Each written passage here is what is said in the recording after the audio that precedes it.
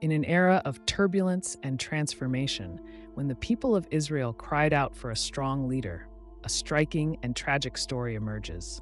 The story of Merab, the firstborn daughter of the first king of Israel.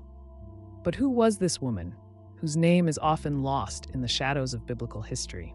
Picture yourself in the halls of the newly built royal palace in Gibeah. The air is thick with the scent of incense and the murmur of political conspiracies. It is in this setting that we encounter Merab, a young princess whose destiny is about to intertwine with the future of an entire nation. The daughter of King Saul and his wife Ahinoam, Merab grew up in a world of privilege and expectations. But what does it mean to be the firstborn daughter of a king whose crown has yet to be firmly established on his head? How will she navigate the turbulent waters of a kingdom in formation where the will of God and the ambitions of men often collide? Before we dive into this story, I'd like to invite you to join our community. If you haven't already, please consider subscribing to the channel. Your subscription not only helps us continue to bring you these powerful biblical stories, but also enables us to keep going. And if you're already subscribed, let's get to the video. Let's begin our story in the early days of Saul's reign, when the future seemed bright and God's promises echoed in the hearts of his chosen people. It is in this time of hope that we meet Merab, a young woman whose eyes shone with the possibilities of a new dawn for Israel. Imagine ancient Israel, a land promised long ago, yet still struggling to find its identity. For generations, the people had been led by judges, charismatic leaders chosen by God to deliver and govern in times of crisis. But times were changing, and with them, the cry of the people, "Give us a king to lead us." The cry echoed from the hills of Judea to the valleys of Galilee. The people, weary of constant invasions from neighboring nations and longing for stability, looked with envy at the kingdoms around them. They wanted to be like other nations with a powerful king at their head. But that transition would not be easy. The prophet Samuel, the last of the great judges, warned the people of the dangers of a monarchy. "He will take your sons for his wars," he prophesied, "and your daughters for his service." His words, heavy with foreboding, seemed especially relevant to the future of young women like Merab. Just as Merab found herself amidst a historical transformation, you and your family are living through a decisive moment, with people everywhere trying to weaken your faith. That's why, in the first pinned comment, you'll find the link to the Christian Survival Manual, your essential guide to navigating the turbulent waters of faith in today's world. Get it right now, before this unique opportunity ends. Don't risk being unprotected in a world increasingly hostile to the Christian faith. Let's continue exploring Merab's story, but don't ignore this divine call to strengthen yourself spiritually. Your future in the faith may depend on it. Despite the warnings, God granted the people's desire. And so, in a solemn ceremony, Samuel anointed Saul, a tall, handsome man from the tribe of Benjamin, as the first king of Israel. The air was thick with both hope and apprehension as the nation took its first tentative steps into a new era. For Merab, born at this juncture in history, the weight of these changes would be deeply felt. As the daughter of the king, she would find herself at the heart of a national transformation, a silent witness to her father's struggles to establish a dynasty. But the changes didn't stop there. As Saul fought to unify the nation and defend it against external threats, particularly the dreaded Philistines, the political landscape became increasingly complex. Alliances were forged and broken, and the shadow of war constantly loomed on the horizon. And it was into this tumultuous arena that a young shepherd stepped onto the stage, a young man whose destiny would become entwined with Merab's and the entire house of Saul. His name? David. Let's step back in time and meet Merab as a young girl. Picture a grand stone castle, filled with rooms and corridors. This is where Merab lives with her family. She is the eldest daughter of King Saul, the first king of Israel. Merab has a younger sister named Michal. They are the best of friends and love to play together. They race through the castle corridors, hide behind curtains, and explore every nook and cranny they can find. But Merab's life is not all play. She also has to study hard. Wise people teach Merab about the history of her people, the ancient laws, and how to be a good princess. She learns to read old scrolls and to carry herself like a true leader. At night, before bed, Merab's mother, Queen Ahinoam, tells amazing stories. She speaks of brave women from the past who did important things. Merab loves these stories and dreams of being as courageous as those heroines. But everything is not rosy in Merab's life. As she gets older, she begins to notice that her father, King Saul, is changing. Sometimes he becomes very agitated or sad for no apparent reason. Merab doesn't understand what is happening, but she knows something is not right. Merab feels responsible for being a good example to her sister and to everyone in the castle. It is a heavy burden to carry for someone so young, but she tries her best. One day, while strolling in the garden, Merab hears beautiful music. Someone is playing the harp better than anyone she has ever heard before. Curious, she decides to find out who is playing. It all began when King Saul started suffering from bouts of melancholy and agitation. His advisors, concerned for the king's mental well-being, suggested that music might soothe his troubled spirit. It was then that the name of David came up. David was a young shepherd from Bethlehem, the son of Jesse, known for his exceptional skill with the harp. He was brought to the palace, a simple young man suddenly thrust into the world of royalty. Imagine the contrast. A youth raised among sheep, now walking the marble halls of the royal palace. David's music had an almost miraculous effect on Saul. The soothing melodies that flowed from his harp seemed to calm the storms within the king. Impressed, Saul decided to keep David close, appointing him as his personal musician. Merab, a keen observer, couldn't help but notice the newcomer. David's presence in the palace brought a new dynamic to the courtly routine, and the princess found herself intrigued by this young man who seemed so different from those she was accustomed to. However, David's true fame came in an unexpected way. During a battle against the Philistines, Israel's longtime enemies, David faced the dreaded giant Goliath. Armed only with a sling and his faith, the young shepherd defeated the warrior who had terrorized the Israelite army. This victory catapulted David to the status of national hero. The streets echoed with songs celebrating his exploits. Saul has slain his thousands, and David his tens of thousands. This sudden popularity, though celebrated by the people, cast a shadow over the relationship between David and the royal family. For Merab, the situation must have been complex. On the one hand, there was admiration for the young hero who saved her people. On the other hand, she couldn't ignore the growing tension between David and her father. King Saul, once grateful for the music that calmed him, now saw David as a potential threat to his throne. Rumors began to circulate at court about the possibility of a marriage between Merab and David. After all, the hero seemed an ideal match for the princess. But Saul's intentions regarding this matter were nebulous, influenced by his growing distrust. The arrival of David at the court marked the beginning of a new era, not only for the kingdom, but especially for Merab. How would she navigate these turbulent waters between loyalty to her father and admiration for the national hero? Stay tuned, because we will see how these events directly affected Merab's life, leading to decisions that would change the course of her personal history and that of the Kingdom of Israel. The arrival of David at the court not only changed the dynamics of the palace, but also paved the way for a series of events that would deeply affect Merab's life. The most significant of these events was the marriage promise made by King Saul. After David's victory over Goliath, Saul made a public declaration. He would offer his eldest daughter in marriage to the man who defeated the Philistine giant. This promise, made in the heat of the moment and before the entire army, now hung over Merab's head like a cloud of uncertainty. To understand the weight of this promise, it is important to consider the context of the time. Marriages between royal families and war heroes were not unusual, often serving as a way to solidify alliances and reward great deeds. For Merab, this meant that her personal future was intrinsically linked to her father's political decisions. Imagine Merab's position at this time. As the king's daughter, she was certainly aware that her marriage would be more a matter of state than personal choice. But being promised to David, a man she barely knew and who had quickly become both a hero and a source of tension in the palace, must have been a bewildering prospect.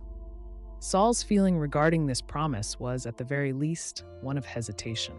On the one hand, marrying his daughter to the national hero could strengthen his position as king. On the other hand, David's growing popularity made him increasingly uncomfortable. Saul began to see in David not only a potential son-in-law, but a possible rival to the throne. For David, this promise represented an unprecedented opportunity for social advancement. From a simple shepherd to the king's son-in-law, it was a change of status that few could dream of. However, David's motivations at this point remain a matter of debate among Christian scholars, because the Bible does not provide specific information on this. And what about Merab? How did she feel about this promise? The scriptures do not give us many details about her thoughts or feelings. We can only imagine the mix of emotions, perhaps a combination of duty, apprehension, and even curiosity about the young hero who could become her husband. It is important to note that, in that culture, the bride's consent was not necessarily a determining factor in marriage arrangements, especially among royalty. Merab likely understood that her role was to accept her father's decision, regardless of her feelings. As time passed, the tension in the palace increased. The marriage promise, which should be a cause for celebration, became a point of conflict. Saul seemed increasingly reluctant to keep his word, while David continued to gain favor among the people. This situation raises several questions. Did Saul really intend to keep his promise? How did David view this potential union? And perhaps most intriguingly, what did Merab think about all this? The promise of marriage between Merab and David, which initially seemed like a glorious reward for the victory over Goliath, soon became a minefield of political intrigue and conflicting emotions. The unfolding of these events led to an outcome that few could have foreseen. As time passed, it became increasingly clear that King Saul was reluctant to keep his word. His public promise, made in the heat of the moment, now seemed to weigh on him like a lead crown. David's growing popularity, once seen as a triumph, had become a threat in the eyes of the paranoid king. Saul, consumed by jealousy and fear of losing his throne, began to scheme. He saw in the promised marriage not an opportunity to strengthen his kingdom, but a risk of handing over too much power to a potential rival. The moment of truth came when Saul finally revealed his decision. In an act that shocked the court and the people, he broke his promise. Merab would not marry David. Instead, she was given in marriage to another man, Adriel of Meholah. This broken promise was more than just a change of plans. It was a public affront to David, a calculated blow to diminish his status and influence. For Merab, it meant that her destiny had been sealed not by honor or love, but by the political maneuverings of her father. For David, this broken promise was further indication of Saul's growing hostility. Although Scripture does not mention his direct reaction, we can infer that this event heightened the already existing tension between him and the king. The people of Israel, who were following these events with great interest, must have been perplexed. The word of a king was considered sacred, and breaking such a public promise was almost unheard of. The breaking of this promise was not just a moment of personal drama for Merab and David. It was a turning point in the history of Israel, marking the beginning of a period of instability and conflict that would shape the future of the kingdom. Following the shocking, broken promise of marriage to David, Merab found herself swiftly married to Adriel of Meholah. This marriage, hastily arranged by King Saul, marked the beginning of a new chapter in the life of the Israelite princess. Adriel of Meholah was, from what we know, a man of some standing, although not as prominent as David. Scripture gives us few details about him, leaving much to the imagination and interpretation of scholars. Meanwhile, Saul's younger daughter had fallen deeply in love with David. Upon learning of this, Saul saw an opportunity. He offered Michal to David in marriage, but on one condition. David should bring him 100 Philistine foreskins as a dowry. Saul hoped this dangerous mission would result in David's death. David, however, accepted the challenge and returned not only with the 100 foreskins demanded, but with double. Faced with this, Saul had no choice but to fulfill his promise, and so David married Michal. This unexpected turn of events must have been emotionally complex for Merab. She went from being the promised bride of the hero of Israel to being married to another man, all while watching her younger sister marry David. For Michal, The marriage to David was the realization of a love dream. For David, while there may have been affection, the marriage also had clear political advantages, strengthening his position in Saul's court.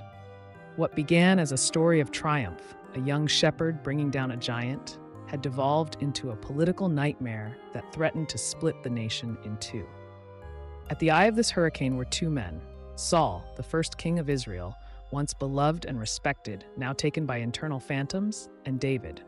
The change in Saul had been gradual but was irreversible.